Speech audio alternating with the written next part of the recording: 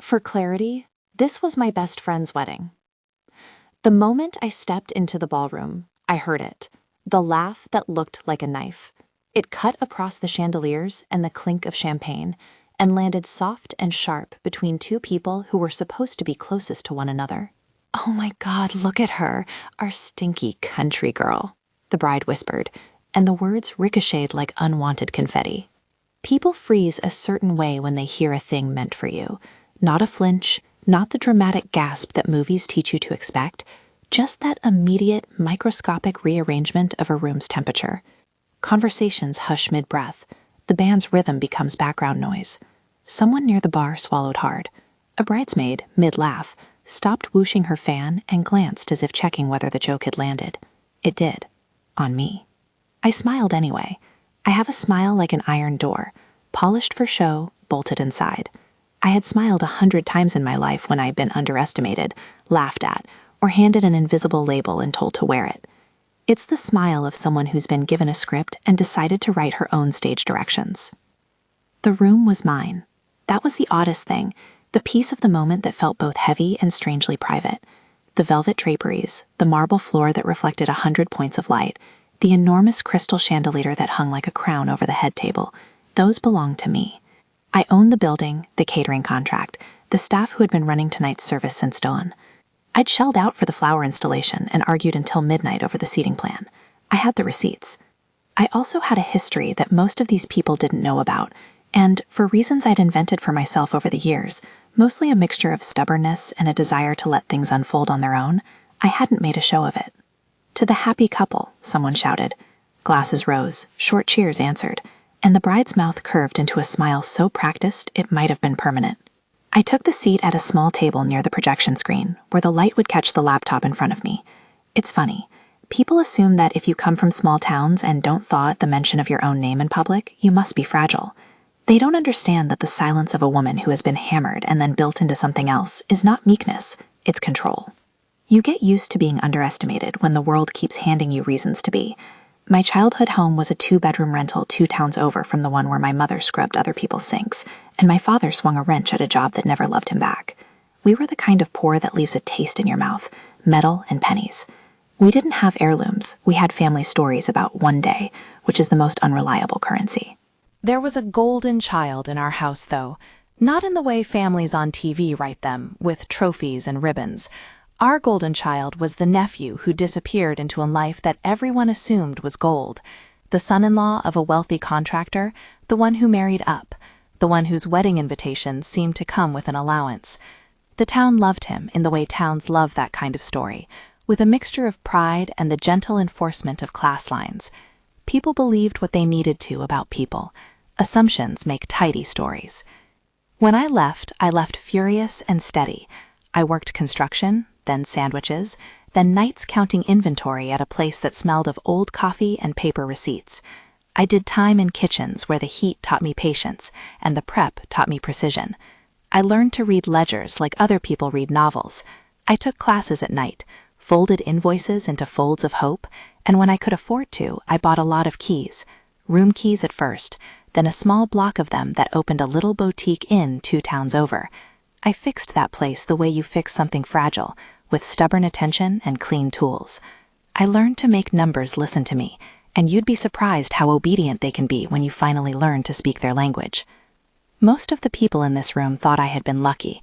They saw the hotel's name on the program and assumed privilege or a good marriage somewhere I never had. My family assumed too. When my mother held the program during rehearsal and said, "Well, she's clearly done very well for herself," she said it like a verdict and a comfort, like any freedom from lack must have come from someone else's generosity. I let them keep that. I did not correct the assumption that a hand had put everything into my lap. Why ruin their illusion? Pride has many faces. Mine is quiet. There's a particular kind of cruelty that waits for you in rooms where people perform civility. It isn't always loud.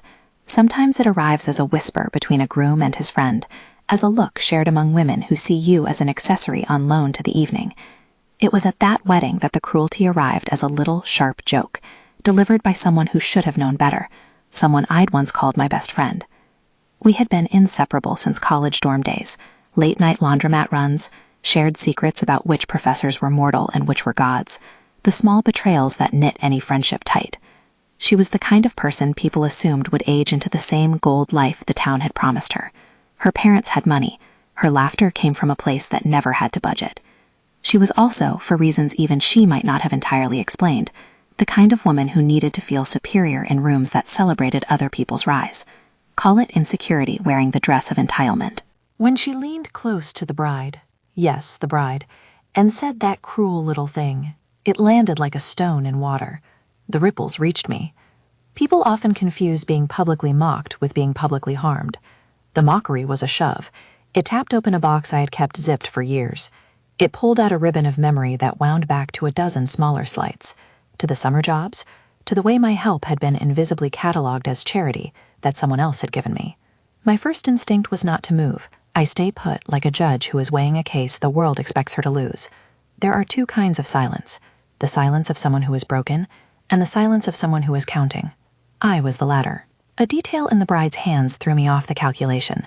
She kept fingering a necklace, a heavy-looking piece that glinted under the candlelight. An heirloom, someone said a little too loudly, as if they wanted the word to mean something unassailable. A story began to unfurl in my head, not as an immediate conclusion, but as a puzzle.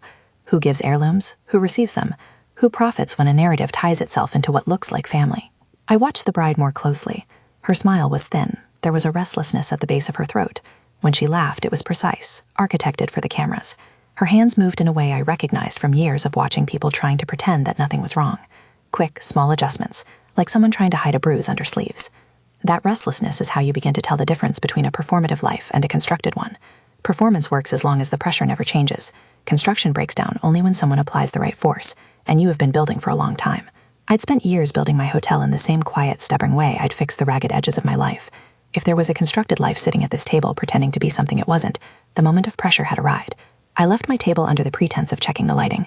It's one of the privileges of owning a place. You can slip away without suspicion. I crossed the back hallway where the staff kept spare linens and a lost shoe. The corridor smelled a smelled gleamer and her smoky tang of the kitchen, a smell that in my life usually meant honesty. Out of habit more than strategy, I slid my finger into the pocket of my purse and dialed Wesley. Wesley Crane has been with me since the small inn days. He was a young hospitality manager who arrived with a notepad and good posture, and stayed because I promoted people who could think 10 steps ahead and make coffee at the same time.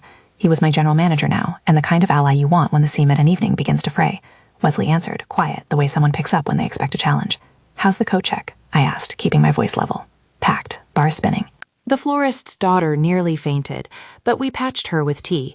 You okay? Fine. I watched the bride through the glass door into the ballroom, the heavy necklace again catching the light. Can you pull the guest list from last week? The printed confirmations? Cross-check anything that looks like a donation or a named gift, especially anything listed as an heirloom or a family trust. There was a beat. On it. I wasn't accusing anyone yet. Accusation is a weapon you only draw when the blade is sharp and clean. Tonight, I wanted something else. Facts, documents, names tied to numbers. If there was smoke, I wanted to find the chimney. In the kitchen, the pastry chef bumped into me, cheeks bright. Bethany, she said, the groom's family wanted a special dessert, Grandma's lemon tart. It's in the family recipe book, isn't it? A family recipe? I asked, though my mind was on the necklace and the small rituals of people who pretend. Small things gather like crumbs to show you where the mice have been. Make an extra. Lenny has a nut allergy. She nodded and scampered away, the skirts of her apron swinging. The triviality of it all gave me something like vertigo.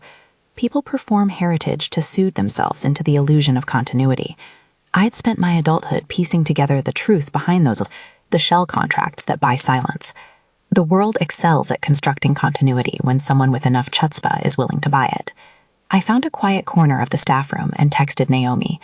Naomi Delaney is a forensic accountant, a phrase that makes her sound like a woman who stares at spreadsheets for pleasure, which, if you know her, you know she does. She's brilliant, meticulous, and annoyingly calm.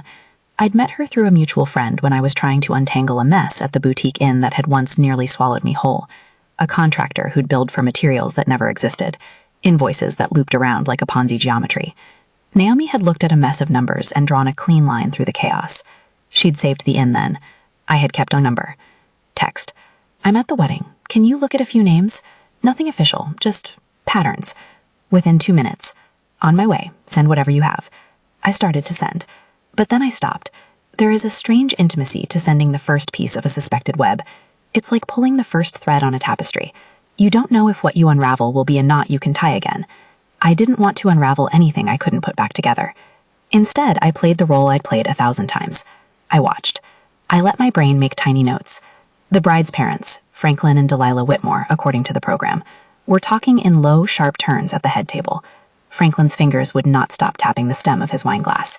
Delilah's smile was brittle in a way I recognized from people who were covering more than one misstep. "Aren't you going to dance with your daughter?" a man asked Franklin, loudly enough to be a joke. Franklin laughed, but his eyes darted to his phone, as if expecting judgment there rather than warmth. There are little tells: a phone turned face down on a table, a left hand that caresses a ring too often, a phrase that implies legal anxiety. "We'll handle it here," someone muttered. When you have built an entire life by reading those tells, they begin to accumulate into suspicion. Suspicion isn't proof. It's a trail of flour leading towards something you might bake into a case. I left a tip on the piano for the musician and slid into the staff corridor again, this time to speak to Gibson, my head of security. "Keep the south exit under watch," I told him. "No one leaves without their names being checked. We're keeping doors locked until the toast is over." He raised an eyebrow, but he nodded. Hospitality management is about anticipation. You can't control everything, but you can plan for mischief. Back at my table, my phone buzzed. "Naomi, send what you can." I captured what I could without being obvious. A registrar's name scratched into a napkin that hadn't been smudged out yet. A vendor's check with Franklin Whitmore's name on it, handed over at the reception desk an hour ago. Small things. The ledger line that attached to a check. An odd contractor name that repeated in the receipts from a fund titled simply Family Trust. These were puzzle pieces that suggested someone had been moving money in directions not entirely accounted for. And then there was a voice in the hallway that forced my head up. "You know how much we gave her. You know it's enough." It was the bride's father, low and measured. "This should secure everything." The phrase "secure everything" is the sort of language conspiracy theorists use in motel rooms and late-night thrillers. In real life, it usually means someone's preparing a narrative to protect them from an inconvenient truth. It could mean an heirloom being used as collateral for hush money. It could mean a romanticized purchase being dressed up to cover a paper trail. Whatever it meant, I knew one thing with a clarity that tasted like winter. Anything built on the idea of securing appearances is unstable. I left the staff corridor with more than a suspicion. I had direct public language pointing towards an intention to bury something. That's where the real work begins. You can be angry on the internet, you can call people names and tweet your worst instincts. But real justice, if there is such a thing, requires patience, documentation, and people who know the law's rhythms. I texted Rebecca Thornton. Rebecca is a lawyer whose office looks like it could host an art exhibition, shelves of law books, a navy suit that never wrinkles, and a black coffee mug permanently on the edge of her desk. "Might need your help." "Not yet.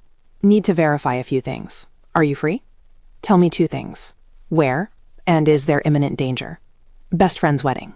Not violent. Likely financial fraud and identity plays. I don't want a confrontation tonight. Just documentation and counsel. Can you meet me after the toasts, or be on call?" "On call. If you want, I can read anything Naomi pulls and call a friend at the agency discreetly if it looks like criminal behavior. But don't do anything rash. Let's keep it lawful." That was the point. I wanted lawful. I wanted other people who understood the crank and cog machine of fraud. Forensic accountants, lawyers, federal agents.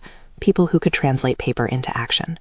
I was not a vigilante. I was someone who had learned to trust institutions when they were used right.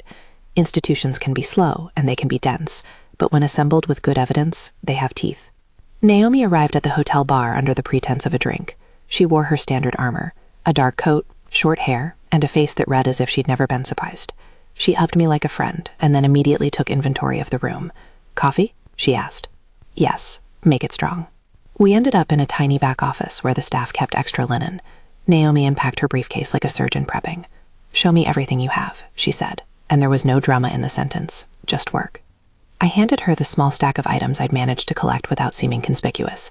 A vendor check with a name that matched a shell company Naomi had once pointed out to me in another case, a photo of the necklace that someone had posted earlier that day on social media, and the printed guest list Wesley had pulled for me.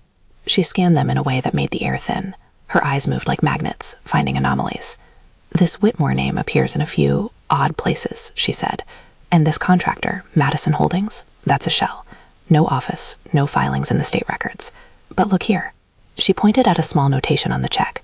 "Payment for family heirloom processing." That language is often used to disguise the movement of asset values under the guise of appraisal or transfer to avoid tax triggers or scrutiny. It's embarrassingly thrilling when someone with full credentials nods toward a pattern you've suspected. It turns worry into an outline. Naomi's voice was careful. If this is tied to an arrangement to obscure funds or pay out investors without disclosure, we could be looking at a pattern. Wire transfers, fabricated trusts, identity changes, these are all tools. We need to see bank records, notated transfers, anything that shows recurring payments to shell entities. I could feel the room behind the office wall laughing and clinking and pronouncing itself happy, oblivious to the fact that there might be a small machine running under the floorboards that would soon make the whole thing rattle. I kept thinking about the necklace on the bride and the phrase, secure everything. Can you pull public records? Anything in Arizona? I asked. For reasons that would become clearer later, Arizona came up in my mind like an unexpected bookmark. For some scams, people like to cross state lines, to move funds where a different set of regulations or record-keeping conventions gives them cover. Naomi nodded. I can pull filings, search for name changes, and check the usual shell company lists. If there's a Ponzi element, there ideally be investor paperwork, or at least a trail of recurring transfers. It's forensic. It's following the money. We arranged a plan that felt sensible and painfully adult. Naomi would do an initial sweep of public records and send anything suspicious to Rebecca. Rebecca would advise on whether the findings were sufficient to involve federal authorities, or whether we should begin with civil subpoenas and a formal request for bank ledgers. I wanted tools that would hold up under cross-examination, not rumors. I wanted agents who would walk into a room and hold a warrant instead of a gossip. Still, there was the personal calculus. If I exposed something at this wedding, the collateral damage would be immediate. Families would fall into rubble. My best friend, if she was complicit, would be publicly unmade. If she was innocent, she would still have her world cracked open by association. There are moments when moral clarity wants to be instantaneous, a bright white line you can hold yourself up to. And then there are the long moralities, the ones that take into account a mother's tears and a child's confusion. I'm not an unforgiving person by nature. I am cautious. Evidence would need to guide me. Naomi left with a stack of directions, her mindful eyes taking in the building like a person who could smell paperwork. Rebecca texted, on call, send me anything Naomi flags. If it looks criminal, I'll reach out to a contact at the agency discreetly. We don't make a scene until we have warrants. The problem with waiting is that it feels at times like cowardice. The problem with acting too quickly is that it can become that thing you most feared, a spectacle that favors the loud and punishes the right. I knew how to wait. I also knew the cost of waiting too long. Back in the ballroom, the best friend who had whispered the insult earlier caught my eye. She approached with champagne in hand, heels making percussive statements on the marble floor. Her smile was sunny and rehearsed. "B, you made the place look amazing," she said, as if buying the venue had been a casual favor between us. She meant it to soothe anything she'd wounded, but it was a little late for soothing. "I did," I said. My voice was light. I let her words sit. We have this strange cultural shorthand where generosity erases offense if it is given in visible ways. It doesn't. The hand that gives is separate from the tongue that hurts. She leaned in and touched my arm in a way she'd used to when we were kids. This was a contact that belonged to a different era. Some gestures survive time and details. "You look great tonight," she said. "Really? Who knew you'd be the one to own this place? It's so unexpected." Unexpected is a word people use when someone violates their expectation. It's their way of filing you into a category that doesn't require them to examine their assumptions. In that little exchange, I heard more than flattery. I heard the neat undercurrent of the world's expectation that some people stay in their lanes and others pass through. I had made my career out of leaving lanes. That's why I had kept certain things quiet. Because there is power in anonymity, particularly when you live inside a room that assumes you were given your seat at the table rather than earn it. The rehearsal of tonight's speeches moved forward. The groom, my close friend since dorm room study sessions and midnight pizza runs, the one who'd once told me I could be anything I wanted, stood up for his toast. He was nervous in the way honest people are on a stage of seeming lies. He cleared his throat. "To my wife," he said, and everyone clapped. It was the kind of performance that eats anxiety and hands you a grin. He didn't know the currents beneath his feet. I set my laptop on the table and opened a blank document called Notes. I typed things to myself like a ship's captain logging the weather. Bride, Whitmore. Necklace, reported as heirloom. Possible shell contractor, Madison Holdings. Franklin Whitmore, multiple check entries. Naomi, looking into Arizona filings. Rebecca, on call. Each line called me like a shot of espresso.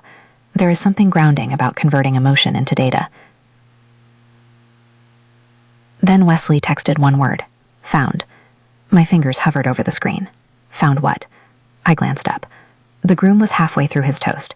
The band was playing a softer chord.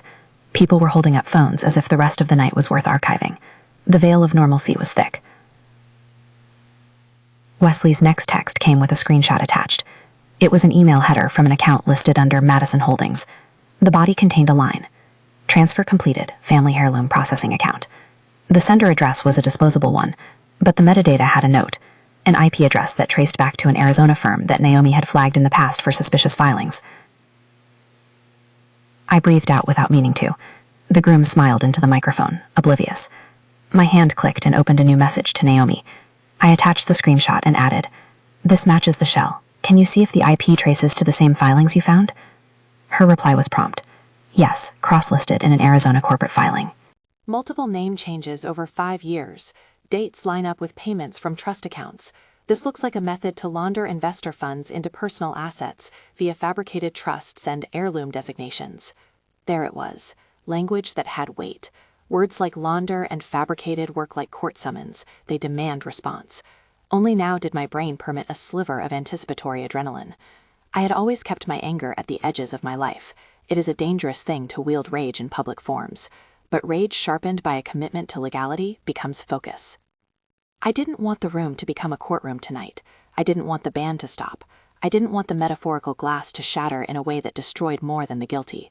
What I wanted was for the truth to be audible enough that people who had been complicit would feel the legal hammer land, and for those who are innocent, the groom, his grandparents, anyone else unwittingly involved, to be shielded as best as we could. If the necklace was a disguised payment, it needed to be reclaimed for the right reasons. If payments to the groom's family had come from an illicit placement, the law needed the paper trail. Mercy, but not impunity. Justice, but not spectacle. Rebecca texted, "If the account links to an Arizona shill and money movements line up, we can draft a subpoena. If federal involvement is warranted, I'll call a contact at the agency. Do not say anything publicly yet. Legal and secure." I closed the laptop and slid back my chair. The groom was raising his glass, and the room leaned forward with expectation. I felt the strange, precise alignment of a plan forming. Evidence gathered, counsel in place, a federal hand warmed up if it proved necessary. Patience is the currency of a person who intends to use institutions and not theatrics. This is the part of the story where most people get ahead of themselves and imagine the hero tossing a report onto the head table and waiting for chaos. That's when vigilante fantasy takes over the telling. It's more satisfying in fiction to watch a single heroic reveal. Real life often is a series of small, patient motions that require allies and legal forms, and a willingness to wait in limbo while the legal system gears up. Still, I felt a tremor of something like victory slip through me. It wasn't about gloating. It was about being seen. For years, the world had decided what I was by default. Tonight, I had a chance to redirect a narrative that had been written around me for other people's comfort. The groom finished his toast and the room clapped. People began to murmur, lift their glasses, and bend toward one another to say nice things. The band returned with a swell. The bride smiled at her new husband with the satisfaction of someone who'd rehearsed a role, maybe too often. She had no idea how precarious her narrative was. I stood up, walked to the edge of the stage where the microphones rested on velvet, and for a moment considered what it would mean to pick one up and speak. I wanted to be dignified. I wanted to be precise. But I have learned that timing is not only moral but tactical. A toast is a sacred moment of performative unity, and cutting into it impulsively can be cruel and messy, both morally and legally. Instead, I threaded through the guests toward the small room where the AV systems were kept. The screens that lined the ballroom wall would, later in the evening, show wedding photos and the obligatory family slideshow. For now, they were dark mirrors. Wesley met me there, breathing fast, the way only people who keep a building's pulse know how to. "Everything ready?" I asked. "Almost," he said. "Naomi sent a list. Rebecca is on standby. If you want to go forward tonight, we need to coordinate the timing with the family toast. It needs to be precise, one shot. The agency will want to move if this is criminal." I thought of my mother at her table, the woman who had scrubbed for a living, and smiled like it was a way of keeping her heart from breaking. I thought of the way the town had filed me into smallness like they were doing me a favor. I thought of the word unexpected, and how much people love to dismiss those who rise as if by accident. "I don't want blood," I said. "I want truth. If there's criminal behavior, I want it handled properly. If there's an innocent person who's been used, I want them protected. But I will not let them paper over a life by throwing an heirloom in the spotlight and calling it love." Wesley nodded. "We'll make it clean, legal." He slid a small envelope across the console toward me, an antique brooch on velvet inside, labeled in neat script with the bride's name as the recipient. Wesley had pulled it from a vendor's delivery that had been logged under the family trust. The brooch was pretty and ridiculous, all gold filigree and tiny pearls. It could pass as sentiment. It could also be evidence. I put it back into the envelope and then into my bag. At that moment, the room beyond the door swelled with laughter. The band played a verse I recognized. People cheered. For all the performance of a wedding, the smiles, the dresses, the speeches, there was a substrate of real life bubbling underneath. That's what fed my resolve. The world had a right to know what it was built on. Before the next speech, I slipped into the bathroom and stood before the mirror. This is the part that no one sees in the retelling, the way you adjust your face in a small fluorescent room and decide exactly how much of your story you will reveal. I could have left the night as it was, and in the morning the gossip would have moved on and life would have resumed its old patterns. Or I could take the slow, deliberate steps, collect paperwork, secure legal counsel, let forensic accounting do its surgical work, and then approach the system that would carry out the sanction, if sanction was warranted, on the strength of evidence. There is an odd freedom in that decision. You do not have to be loud to be decisive. You do not have to humiliate to be right. I texted Naomi one last time. If you find direct transfers to Madison Holdings tied to the Whitmore Trust accounts in Arizona filings, call Rebecca. If Rebecca gives the go, call Agent Reeves. She's the one you said could move quietly. I hit send and then stood very still. The mirror reflected a woman who had spent the last decade building something from nothing. It reflected the outline of a life that many would have preferred to keep mysterious. I thought about the irony of owning a venue where my humiliation could be staged and where my vindication could unfold. I thought about my best friend's face when she'd said that thing meant to humiliate me. I thought about the bride's fingers on the necklace and the way she'd laughed like someone who had rehearsed superiority. The ballroom lights dimmed in that cinematic way they do when photographers call it golden hour. Somewhere a child shrieked, and it sounded like a tiny bell of real life cutting through the pretense. The groom stood again, preparing to announce the dancing. Glasses rose, cheers rippled, and the room leaned into a moment that belonged to people being generous with themselves. I walked back to my table, sat down, and opened my notes again. Naomi had flagged a transaction on her initial sweep that matched the timeline of a trust disbursement dated 2 days before the wedding rehearsal. Rebecca replied with a thumbs-up emoji and a text. If this is confirmed, do not throw attention. Let me make the call. We'll work through channels. My phone buzzed once more. Another text from Wesley. AV is charged. Ready when you are. I can pull the slideshow up as needed. The plan was taking shape. Evidence, counsel, and agency on standby. The only piece left was timing, the kind that matches the moral center of a person and the legal point where a warrant becomes possible. I could have moved sooner. I could have let the night dissolve into the kind of public spectacle that feeds mean-spirited gossip. I didn't want that. I wanted the truth to sing a clean note over the lies, legally, finally. I slid my laptop closed and inhaled. Around me, the guests were beginning to drift to the dance floor. Someone had changed songs. The bride laughed, and the sound spiraled across the room like confetti. My best friend caught my eye from across the ballroom again, this time with a look of expectation, as if tonight had been rehearsed to hide all the fissures underneath. He lifts his glass, and the room leans forward, as if the sound of a toast can cement all things into place. I pressed my hand into my bag around the envelope with the brooch, feeling the edges of my plan like the ridges of a locked box. This was where restraint and resolve met. If there is a moment in which choices reveal themselves, it is always quieter than you imagine. It is a tilt of a head, a breath, a decision that happens in the space between heartbeats. I stayed silent then, because silence can be a tool as righteous as any accusation. I had not yet spoken. I was assembling the kind of truth that, when released, would not be easily dismissed as rumor. The groom raised his glass. The band swelled for the chorus. The bride's smile shone in the soft light. People clapped. Somewhere to my left, a child yelped at the sudden flash of a camera. The world continued to perform itself around the edges. My phone buzzed one final time that evening. Naomi, call me when you can. Found wire linking Madison Holdings to a trust account or there's etiquette to having the final piece. You don't text the moment you feel vindication. You call it in, like dialing a doctor instead of Googling symptoms. I called Naomi. She answered on the first ring. It's messy, she said. No hello, because some things strip pleasantries the moment you mention them.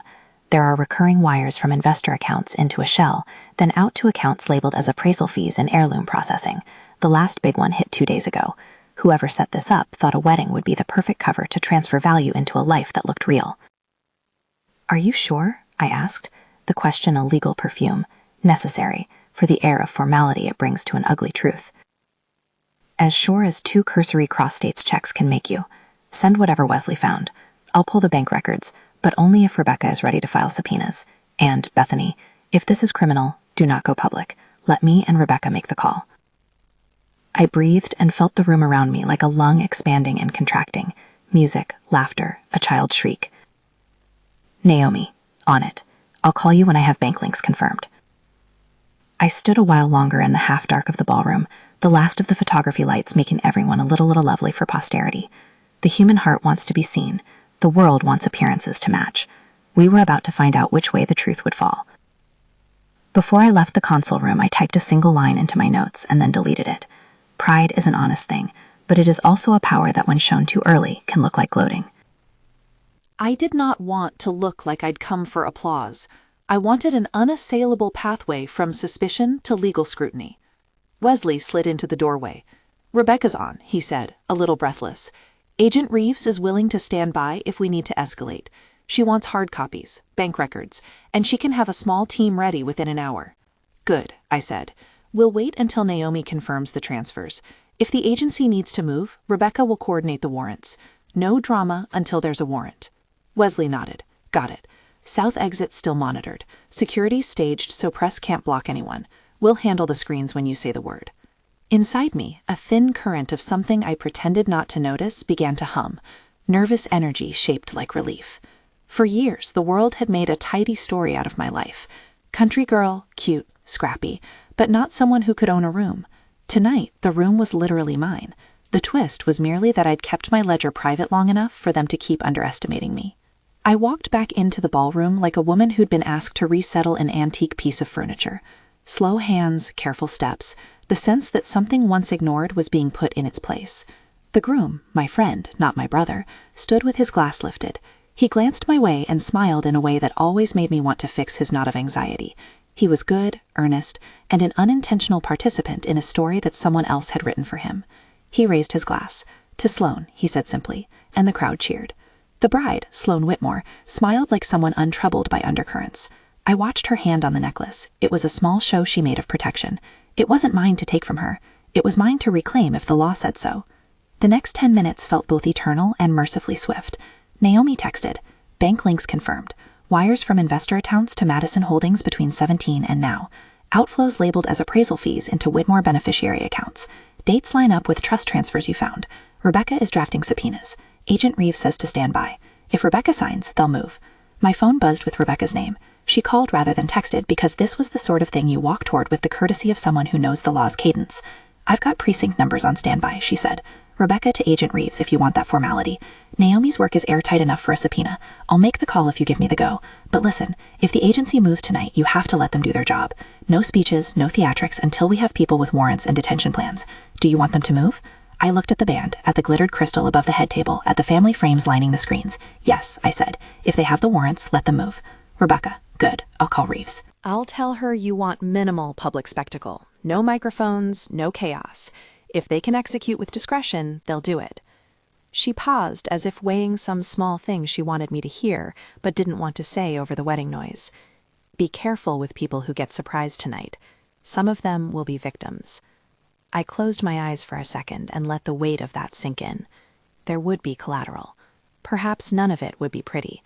But the alternative was to let a narrative buy itself into perpetuity because no one wanted to look at the receipts. 10 minutes later, Agent Carla Reeves arrived in a nondescript black sedan and stepped into the back corridor like she belonged to the place. Precise, unadorned, eyes that held a habit of looking for inconsistencies.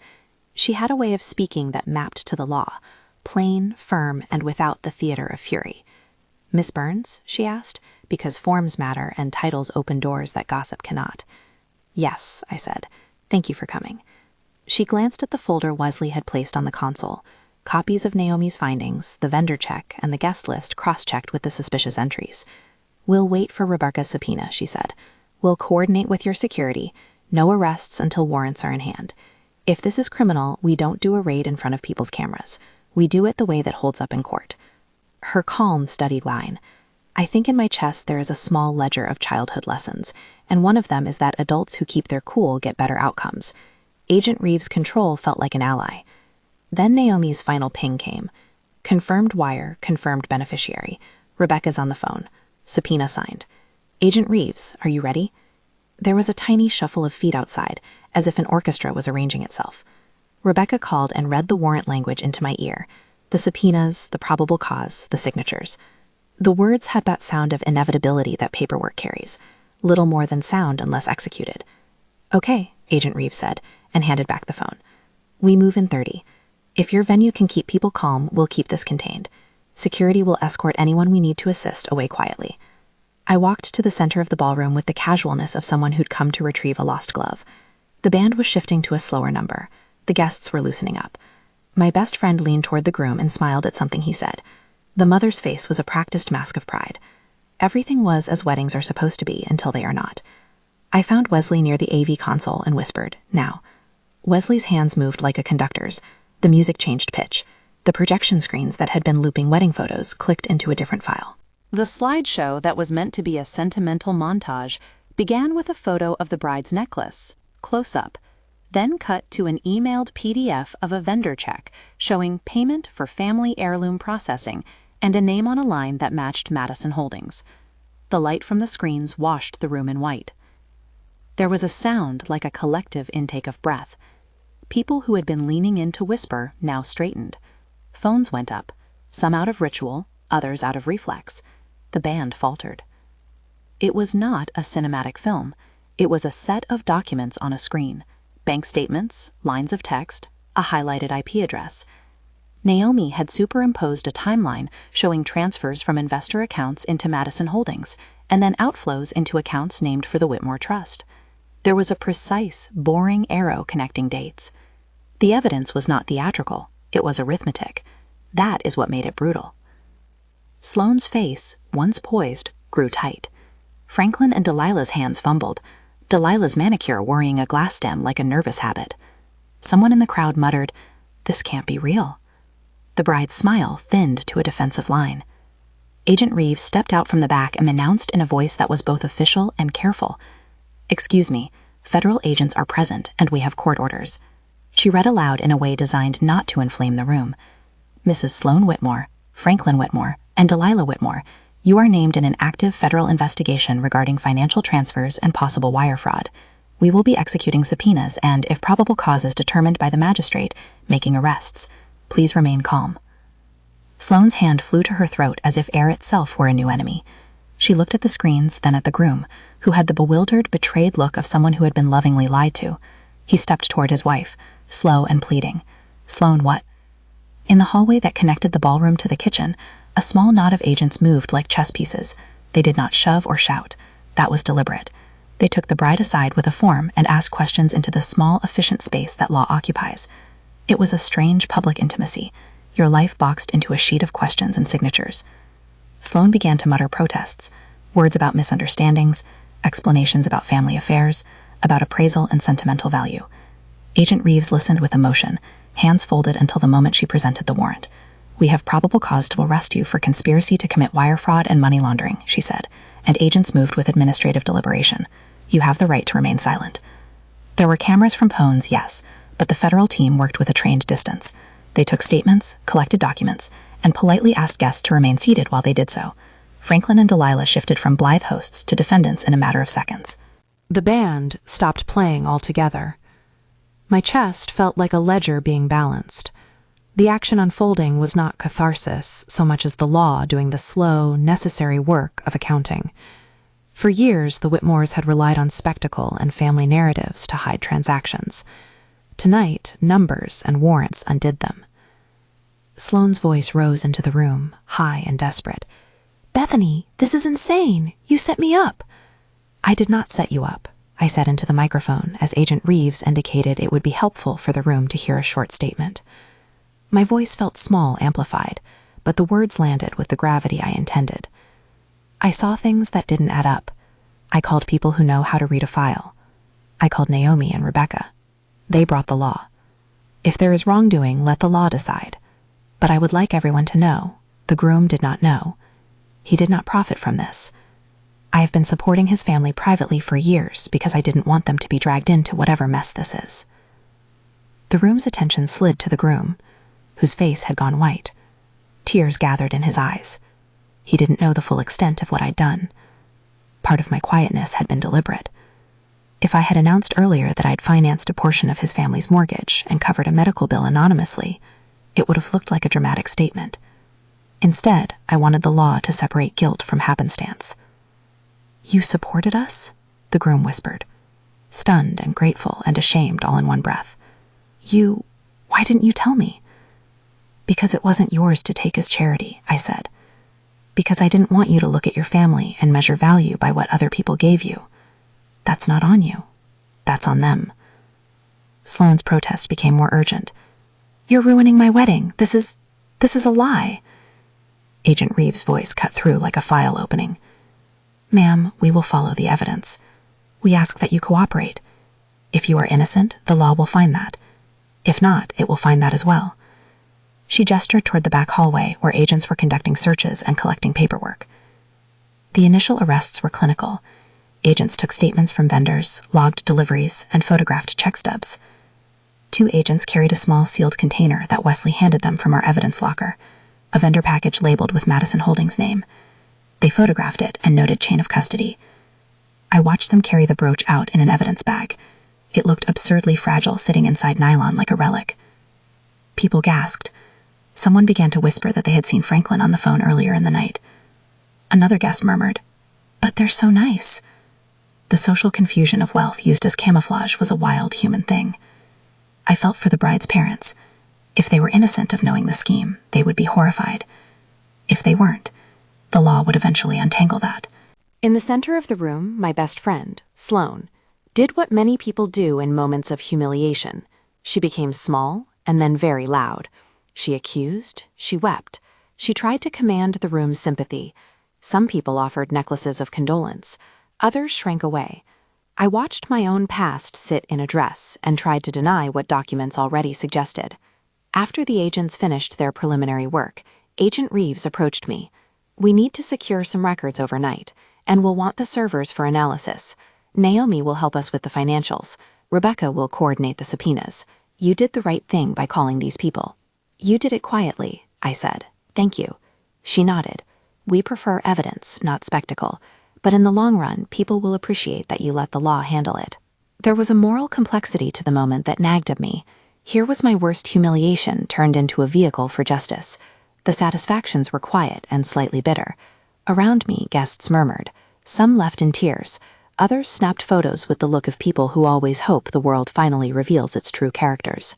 When dawn threaded pale through the ballroom windows, the Whitmores were escorted by agents none of us would have wanted to follow. News vans would arrive in the morning. Headlines would simplify what was a tangled, uncomfortable truth. Legal proceedings would unspool over months. I could not promise anyone a conviction. I could promise only that we had delivered evidence into the hands of people who could pursue it.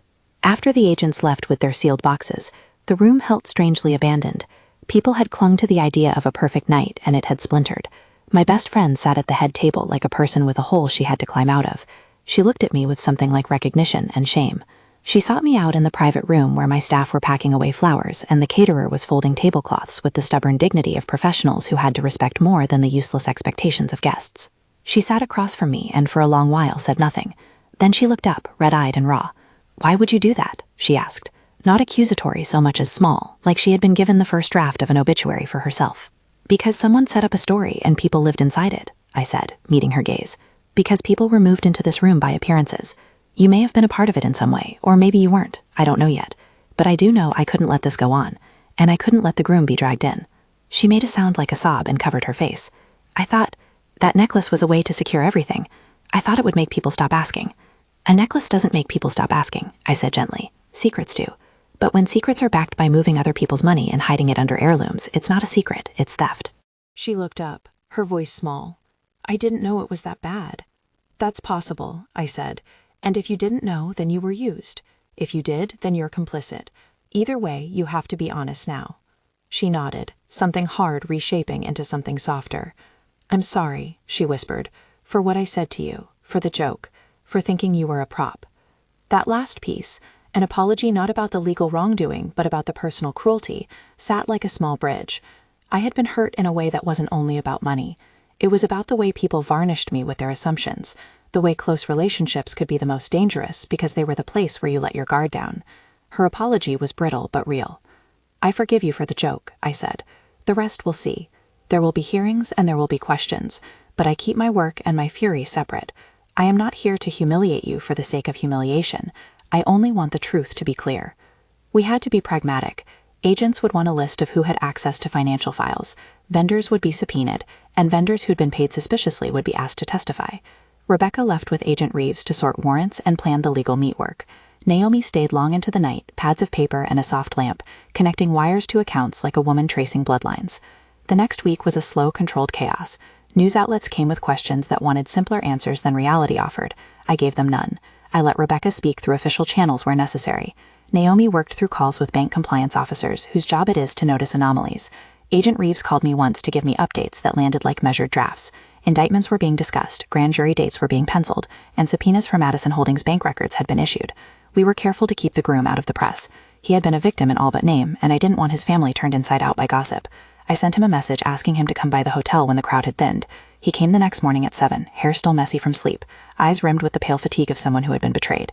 "You did the right thing," he said, voice small with gratitude and regret. "I didn't know. I should have known." "You didn't owe anyone suspicion," I said. "You owed your family the presumption of dignity until someone produced the books." He looked at me like a person whose world had shifted. "Why'd you help us? Why'd you—" "Because you're my friend," I said. "Because there are ways to help without making announcements. And because my mother taught me not to let people starve if I can feed them.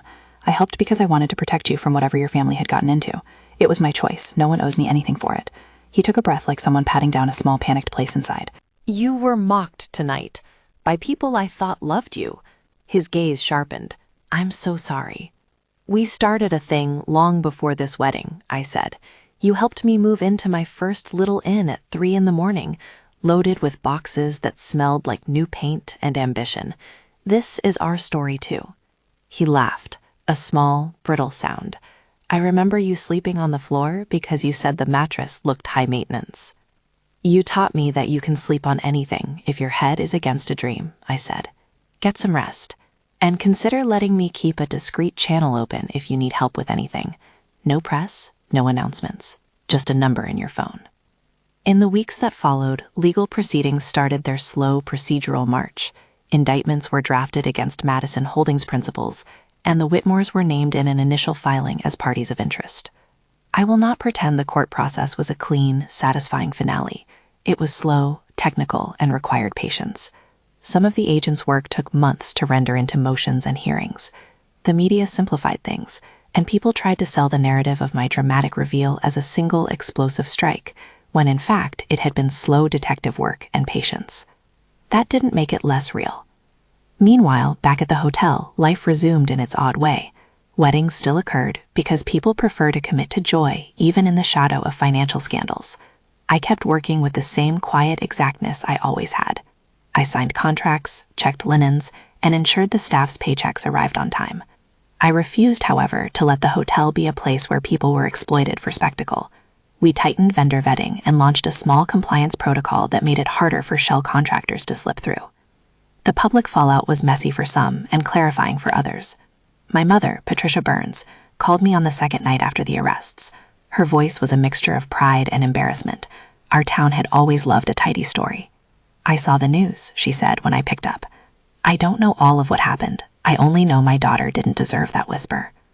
Mom, I said, the way you speak the softest truths to people who need them. I did what I had to do. There was a long pause. Are you okay? No, I almost laughed. Grief and anger and the relief of justice are not neat. I'm tired, but I'm okay. She said the thing that makes mothers so powerful. You should have told me you own the place sooner. I could have been proud in person. That would have been lovely, I said, but I wanted to build the thing first. I wanted it to be real before it was anyone's pride. She cried them in that wet, grateful way that shows both shame and relief. I'm sorry I let people think you weren't more, she said. You didn't owe me an explanation, I told her, but I forgive you. Let's come have lunch when this quiets. We did. We sat in a small diner off the main road and ate eggs and hash browns and talked about the practicalities of making amends rather than grand apologies. She wanted to know how she could help. I told her to go to therapy and join me in the small annoyances of life, paying attention, asking questions, watching the books.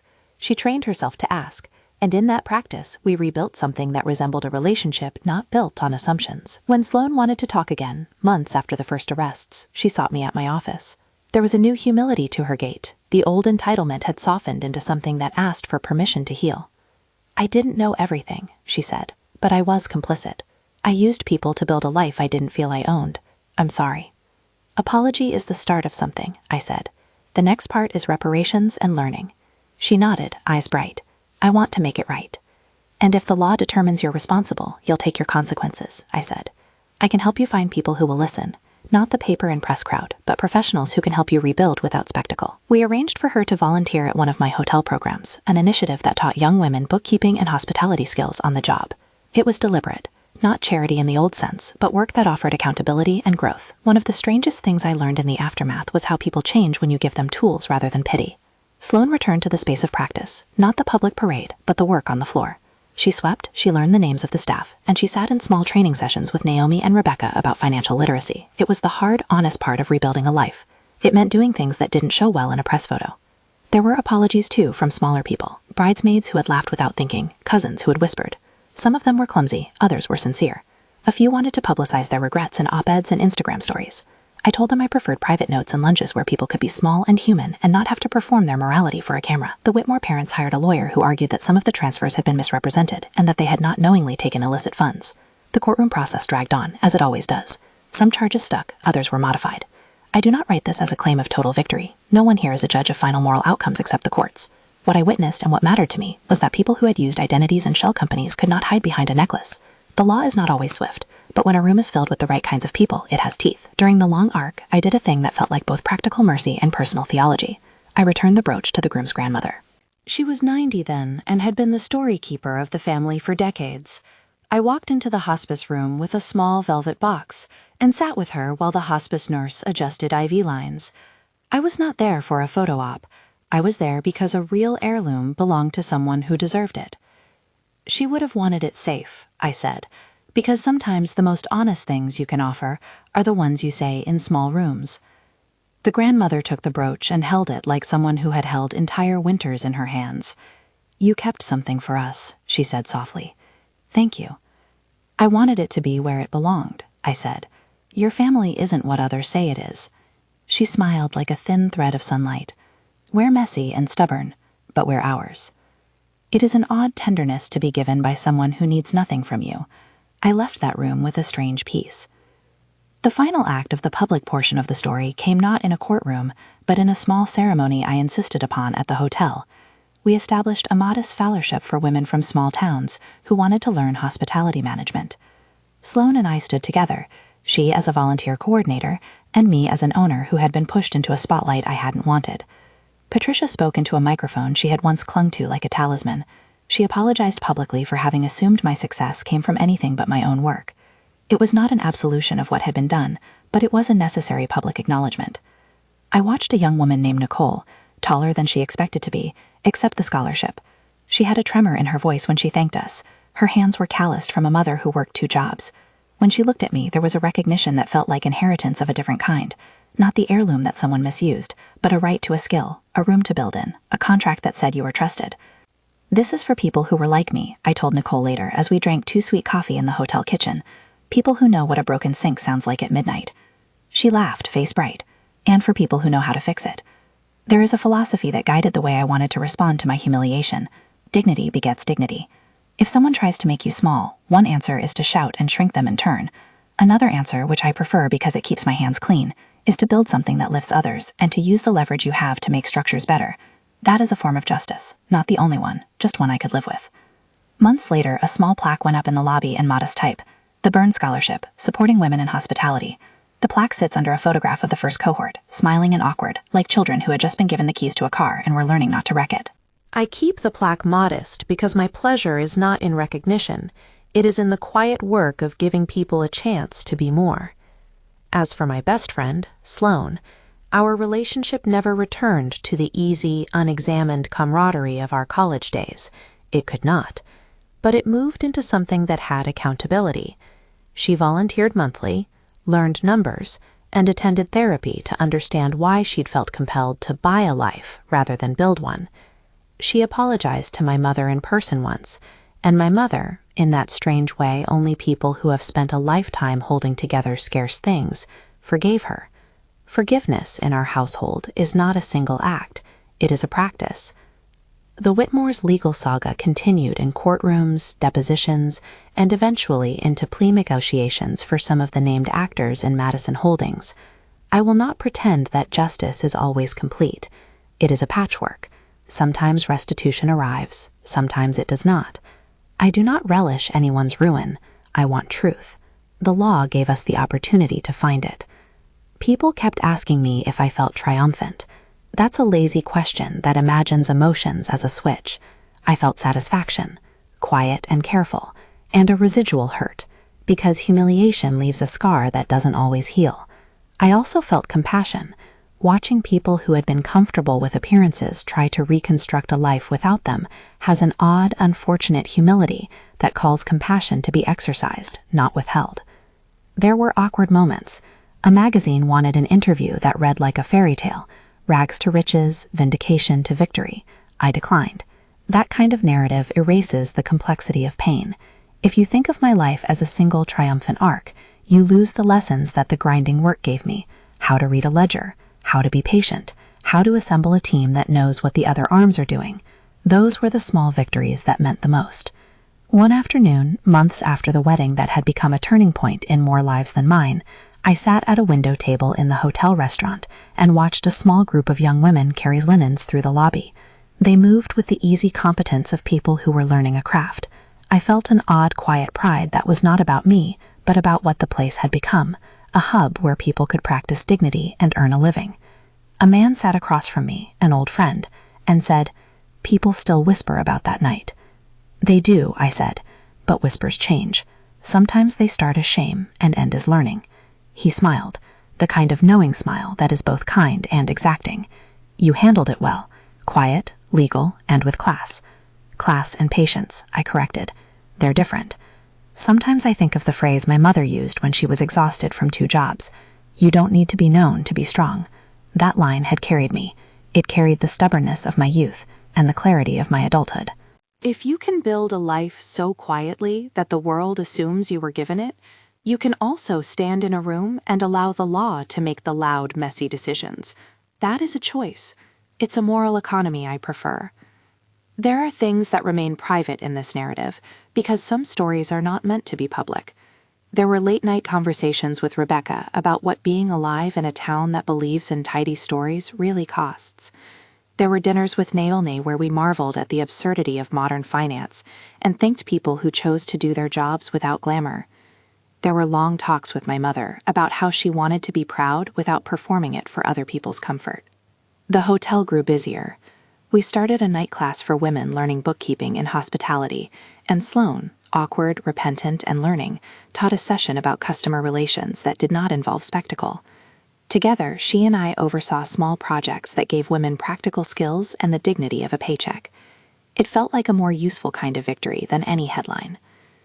On a quiet morning, I walked through the ballroom and touched the underside of the chandelier, like a person who checks the strings that hold up a tent. For a long time, people had thought the chandelier was a symbol of inherited wealth. They had not known it hung from nails the way I'd hammered them in when I bought the building. I had physically bolted that chandelier to the ceiling. It was a literal demonstration of work that looks like inheritance to people who don't want to know the long hours. "I came for the wedding," someone told me once, a neighbor who'd been there the night the arrests happened. I left with a lesson. People say that when you climb, the air gets thinner, and embarrassed people gasp. The truth is that ascent sometimes feels like the most mundane tasks executed correctly: reviewing contracts, hiring honest people, and refusing to let appearances substitute for accountability. That is the business of building. It would be easy to end this with a line about poetic justice. The truth is messier. Humiliation did open a gate for justice, but it also left wounds that required tending. For every person who got a headline, there was a child who needed cake at their grandmother's funeral, and a staff member who was nervous about bookings. The world continued in its messy way. Tonight, the hotel's bar is half filled with people who have come to hear a small lecture about financial literacy. Not a spectacle, but a practical tool. Nicole is running the sign-in desk. Sloan is folding napkins and chatting with a trainee about how to handle a demanding guest without losing your temper. Patricia slices an apple in the staff kitchen with the calm of someone who has made peace with a new way of being proud. If you want the neat moral, those who mocked me at my best friend's wedding thought they were composing the last chapter of my story. Instead, they wrote an interlude that forced the real work out into the light. They gave me a stage I didn't want, and turned me into someone who had to prove the value of quiet labor. I do not relish another person's downfall. I don't celebrate arrests the way tabloids do. What I celebrate is that the law can sometimes match appearance with accounting, and that the truth can be structured so that innocence is protected and culpability is addressed. I celebrate that the groom, my friend, did not lose his dignity in the wreckage. I celebrate that, in the end, we could return an heirloom to the right hands and offer young women a scholarship that might prevent future generations from being forced into the same precariousness. If there's one line I've learned to love in the retelling, it's this. If arrogance burned calories, some of those people would look very healthy. But the calorie crunching of pride doesn't change what matters. What matters is the work done in kitchens and offices and the stubborn act of doing things right. So yes, I was mocked at my best friend's wedding. I stayed silent when the room expected me to shout. I called in specialists, we followed the money, and the law did its job. When the evidence was displayed in the ballroom, the truth cut through the glitter. It did not feel like revenge. It felt like a long accounting, slow, patient, and procedural. And afterward, when the dust settles and the headlines move on to the next shiny thing, I continue to do the thing I love: teach, build, lend a hand where I can. I build quietly because I know how easily people will rewrite a story to suit their comfort. I build because I would rather be useful than famous. If this story resonated, like and share, and tell us in the comments if you've ever been underestimated.